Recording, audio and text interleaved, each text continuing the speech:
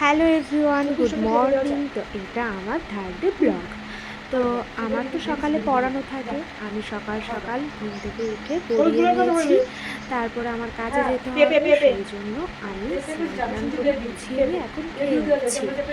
আর এই সকালবেলায় খেতে বসলেই আমার মা আমার পাশে বসে থাকে, আমরা গল্প করি আর খাই।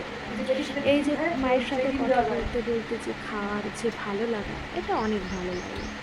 তারপরে এই রান্নার বিষয়ে আমি আমার মার সাথে কথা বলছিলাম। আমার মা সকালে রান্না করেছিল পুঁই শাকের চচ্চড়ি, আবার আলাদা করে ডাঁটার চচ্চড়ি, আবার মাছও রান্না করেছিল। তারপর আমার আজকে কাজে যেতে একটু ইচ্ছে করছিল না, ভাবছিলাম যে আর ভালো লাগছে না, এইসব মনে মনে ভাবছিলাম। কিন্তু কি করব, তাও তো কাজে যেতেই হবে।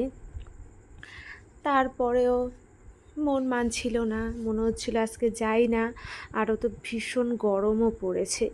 তারপরে ব্যাগে দেখে নিচ্ছিলাম সব ঠিকঠাক নিয়েছি কি না। আর আমি তো দুপুরের খাবার নিয়ে যাই, সেই খাবারটা, আর দুপুরে আমার আজকে খাবার ছিল ভাত আর কাঁচকলা দিয়ে পাতলা করে মাছের ঝোল ছিল। আর আমার সানগ্লাসটা বের করে নিলাম, এখন যেহেতু ভীষণ রৌদ্র, তাই সানগ্লাসটা পরতে হবে। আর রাস্তায় ধুলোও থাকে, চোখে চলে যায়। তো এবার ইচ্ছে না থাকলেও যেতে তো হবেই। এই যে আমি চলেও এসেছি। আর হ্যাঁ, আসার সাথে সাথে আমার একটা জুতো কিন্তু বিক্রি হয়ে গেছে 100 টাকা দামের।